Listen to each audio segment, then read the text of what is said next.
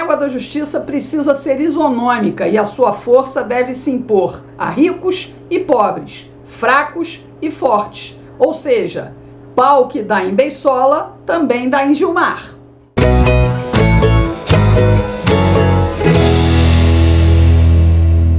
Bem-vindos, aqui tem notícia e opinião, a minha. Que o Senhor abençoe a edição número 11 desta quinta-feira, dia 2 de março de 2023. Quem me conhece sabe que eu amo falar ditados populares, né? Eu fui criada ouvindo a minha mãe repetir vários ditados populares, né? Para quê? Para formar na gente, né, um inconsciente de que há coisas que se deve fazer e outras não, né? O ditado popular serve para isso, e a maioria desses ditados populares são baseados no que diz a Bíblia, no livro de Provérbios de Salomão, né? Que dá ali noções de ética, de comportamento, de valores. E tem um ditado muito popular aqui no Brasil que mede, assim, que, vamos dizer, coloca no mesmo patamar pessoas que são desiguais. Um Chico qualquer, um Mané qualquer, um Zé qualquer. Do outro lado tem o Francisco, o Manuel, o José, não é? Como se a gente pudesse comparar o status da pessoa, né, pelo apelido e pelo nome.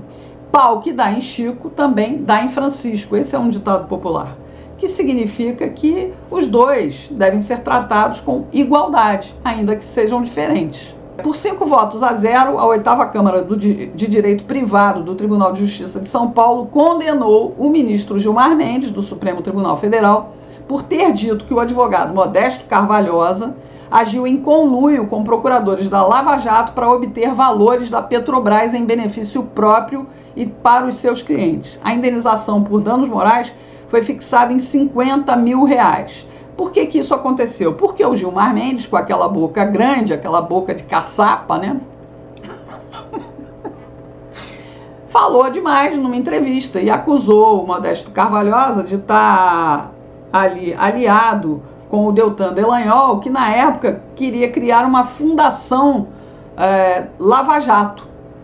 São aqueles recursos todos que a operação conseguiu retomar, e ele queria criar uma fundação para que esses recursos fossem usados para a continuidade da Operação Lava Jato.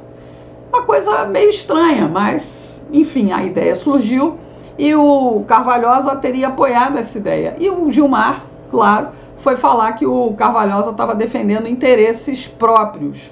E aí o Carvalhosa teve o direito de, claro, entrar na justiça para poder limpar a honra dele, né? Gilmar Mendes, a gente sabe que honra não tem nenhuma, mas o Modesto Carvalhosa é um jurista octogenário, né, que tem um histórico de trabalho no direito, né, que merece um mínimo de respeito, coisa que o Gilmar Mendes desconhece. Mas, enfim, a condenação tem ainda o direito de um recurso. Vamos ver como é que fica.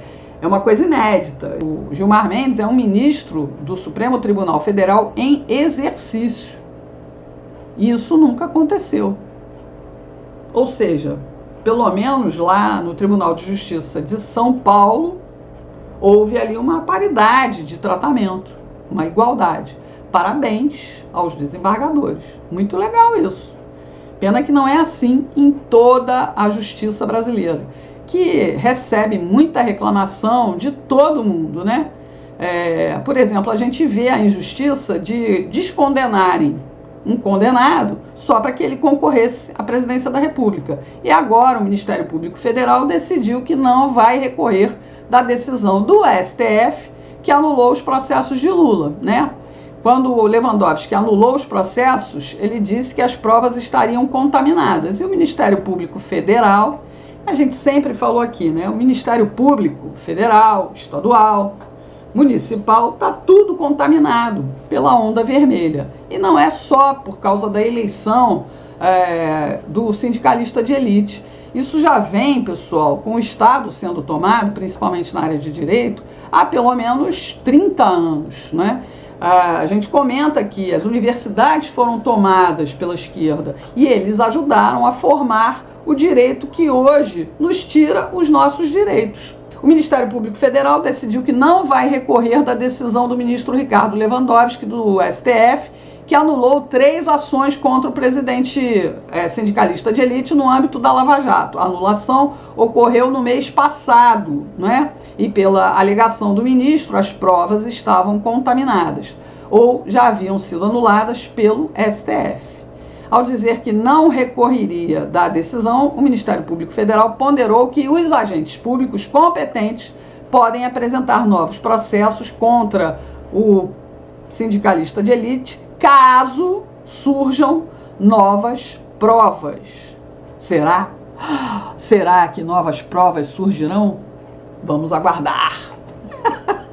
Quando houver interesse, essas provas surgirão. Por falar em STF, parece que hoje esse nosso programa vai falar só sobre justiça, né? O STF julgou a validade de provas obtidas em abordagem policial motivada por racismo estrutural. O julgamento ainda está transcorrendo. Começou na quarta-feira, dia 1º. E o julgamento vai decidir se o chamado perfilamento racial invalida provas colhidas durante a abordagem policial. Ou seja, é aquela coisa, quando as buscas pessoais não são feitas a partir de evidências objetivas que apontem uma atitude suspeita, mas com base na raça, na cor, na descendência, nacionalidade ou etnicidade do alvo da abordagem. É aquela alegação de que a justiça está sempre prejudicando pretos, pardos e pobres, né? O caso concreto que motivou o julgamento envolve um homem negro condenado a quase 8 anos de prisão por tráfico de drogas. Ele foi flagrado com pouco mais de 1,5 grama de cocaína. Embora a análise se dê em um habeas corpus, né, a decisão pode servir como um importante precedente. Ou seja, se os policiais, a partir de agora, fizerem uma batida policial e revistarem um homem negro ou um homem branco, o negro vai poder, inclusive, alegar que ele foi abordado primeiro só porque ele é negro, né? E isso vai ajudar na defesa. É a nossa justiça fazendo a justiça seletiva. Nós fazemos escola, né, pessoal? É um negócio impressionante. Vamos lá. E já que a gente está falando de sectarismo, vamos mudar o assunto para uma mulher que acha que é super poderosa, né? Gleisi Hoffmann, a deputada, está fazendo críticas agora, está atacando o ministro das Minas e Energia, né? O Alexandre Silveira recusou indicar 2 nomes para o Conselho de Administração da Petrobras. Nomes esses que foram indicados pelo presidente da estatal, né, o Jean Paul Prats. Quem é que ele queria botar lá no conselho? Ele queria o Josué Gomes e o economista Eduardo Moreira. Gente ali ligada ao PT, ligada ao sindicalista de elite, ligado, né, às coisas que o governo quer fazer. Mas o ministro rejeitou esses nomes e está escolhendo nomes do centrão. E aí a Gleisi já foi direto na jugular do cara. Ela disse, abre aspas, penso que os indicados do governo têm que seguir o governo. Isso vai ser um problema do ministro Alexandre Silveira. Quem tem que entregar resultado é ele. Ele é o ministro das Minas e Energia e ele não pode colocar um conselheiro que seja contra o presidente, né? Estelionato eleitoral não pode. Não vai ser um ministro que vai fazer isso. Temos que ser firmes. Nós dissemos na campanha, o presidente disse que vai mudar a política de preços na Petrobras. Não tem por que ter essa política de dolarização, não tem por que pagar esses dividendos. Engraçado, né, pessoal? Quem é o maior acionista da Petrobras? É o governo brasileiro. Se está pagando muito dividendo, esse dividendo vai para o governo brasileiro. Ué, não dá para entender por que essa crítica. Realmente não dá. Em 2 anos, são 280 bilhões pagos em dividendos. Quantos investidores a Petrobras tem? São 800 ou 900 mil. Isso é um tapa na cara de mais de 200 milhões de brasileiros que pagam gasolina alta, que pagam diesel alto para colocar dividendo, para colocar lucro. Metade desse lucro vai para o governo brasileiro, porque o Brasil tem maioria das ações da Petrobras. Então essa mulher é doida, cara. Por isso que a Janja não quer que ela chegue nem um pouco perto lá do macho dela. Agora, esse ministro aí que se cuide. Narizinho, ou a amante, né, como ela é conhecida também no métier de Brasília, principalmente naquela lista de corruptos da Petrobras, tá aí atormentando o ministro das Minas e Energia. Vamos ver quem é que ganha essa queda de braço. Por falar em mulher empoderada, eu odeio essa palavra. A gente está falando dela mesma, a ex-presidente Dilma Rousseff. Ela quer mais dinheiro. Não satisfeita com o salário de 300 mil que ela vai ganhar lá na China, ela quer mais. Ela já ganhou indenização, alegando tortura, prisão e tal, do governo do estado do Rio de Janeiro, de Minas Gerais e de São Paulo. Uma soma que dá em torno ali de 70 mil reais, né? Juntando os três. Ela tem também um processo na questão funcional no Rio Grande do Sul. Ela entrou com essa ação durante o período do governo Bolsonaro, que a comissão de anistia negou. E ela agora vai tentar de novo, já que mudaram as peças do tabuleiro, né? No governo Lula, a defesa de Dilma pretende apresentar um pedido de revisão da decisão. A ex-presidente argumenta que, ao ser presa, ela foi obrigada a se afastar da Fundação de Estatística do Rio Grande do Sul, onde exercia um cargo de assistente técnica. Ela conseguiu ser readmitida na década de 1990, recebeu o reconhecimento da condição de anistiada, mas não teve sucesso em receber os salários e benefícios atrasados que ela julgava ter direito. De acordo com a comissão de anistia, a indenização solicitada pela ex-presidente, se concedida, pode chegar a 7,5 milhões de reais. Durma com um barulho desses. Enquanto isso, pessoal, a gente sabe que o governo está aí patinando, né? Dinheiro, ele está tirando de tudo quanto é lugar que pode, reonerando combustíveis, taxando petróleo bruto, aumentando o imposto de jogos eletrônicos, vai criar imposto para jogos, apostas esportivas. Nesse aspecto, apostas esportivas eu acho até que devia se ter cobrado mesmo, porque é jogo, né? Jogo tem que pagar imposto. Então, mas... E no mais, né? A carreta furacão está aí e há muitas dúvidas. De um lado, a imprensa vai tecendo loas, dizendo que nesses 2 meses o governo deu uma virada e que está um país assim pronto para crescer. O Lula, inclusive, renegou o PIB que o Paulo Guedes disse que teríamos, 2,9%, né? Um PIB positivo e que, na verdade, cumpriu o seu papel depois de 2 anos de pandemia. Nós começamos a nos recuperar, mas, malfadadamente, caímos de novo na armadilha vermelha. Enfim, o Matheus Leitão, que é filho da Miriam Leitão, publicou um artigo, né, uma matéria, com o seguinte título: O primeiro alerta de servidores públicos no governo Lula, em que ele diz assim: quadros técnicos do governo federal têm encontrado dificuldade de saber quais são as diretrizes do trabalho na gestão Lula. A coluna conversou com funcionários públicos de carreira em ministérios, agências e autarquias. Na avaliação desses servidores, enquanto negociações políticas relacionadas ao 2º e 3º escalão continuam a acontecer na esplanada, a máquina está mais parada do que o normal. Mas a mãe dele está dizendo que está tudo às mil maravilhas. A Miriam, né? Esses funcionários públicos afirmam que se sentem sem direção e que algumas agendas no Estado pararam.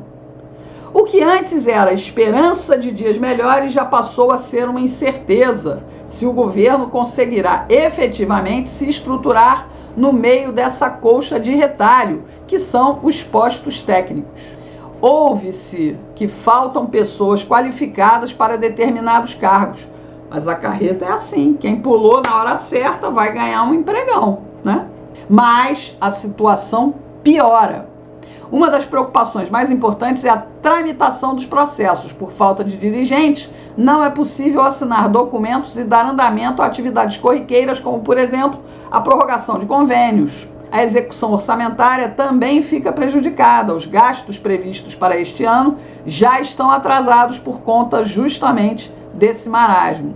A impressão que os servidores têm do atual governo é de desorganização, da alta gestão em reestruturar a esplanada. Mas a mãe dele pensa completamente diferente. Assiste esse vídeo que eu peguei no Twitter e que eu não consigo identificar quem fez, mas a edição é brilhante, brilhante, né? Assiste aí. Muita coisa andou. É impressionante que só tenha 45 dias, hoje 46 dias, do governo do presidente Lula. E juntando Caetano com Gedel para ficar em 2 baianos. Fez uma enorme diferença, por exemplo, na vida dos Yanomami. Fez uma enorme diferença no combate ao desmatamento na Amazônia, que agora você tem o IBAMA no controle. Você está tirando uma da minha cara. A lei voltando a ser respeitada. Eu acho difícil de acreditar. Uma mudança grande na área da saúde, na área da educação. No caso da política habitacional, as pessoas com menor renda voltam para o programa. Os trabalhadores sem terra. O Bolsa Família volta com os mesmos critérios de antes. Então muita coisa mudou. Eu acho que o mais importante também que mudou foi o seguinte: censura. O governo passado tinha uma política de enfraquecimento da democracia. Sou só um fruto da sua imaginação. Isso ficou claro no dia 8 de janeiro, com ataque a todos os assédio dos poderes. Mentira! E no governo Lula você tem um respeito à democracia e às instituições e a construção desse pacto. Então acho que em um mês e meio aconteceu muita coisa no governo Lula, muita coisa para melhor. Cabeça tá zoando. Enfim, a lista é grande e meu tempo até já acabou. Eu vou chamar a Miriam Leitão para ser minha ministra da Fazenda. Eu nunca vi ninguém dar mais palpite errado do que essa mulher. Eu, sinceramente, não sei como é que a Globo mantém uma pessoa que não acerta uma. O choro é livre, não dá pra gente reclamar, é isso que tem.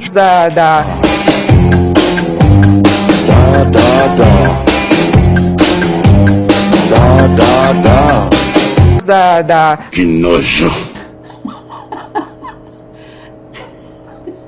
Muito bom esse vídeo, né? Muito bom. Ouviu aí, né, pessoal? Ouviu, né? O Haddad que se cuide. A Miriam Leitão tá chegando, porque ninguém supera a Miriam Leitão na babação de ovos do sindicalista de elite. Por hoje é só, pessoal. Até a próxima.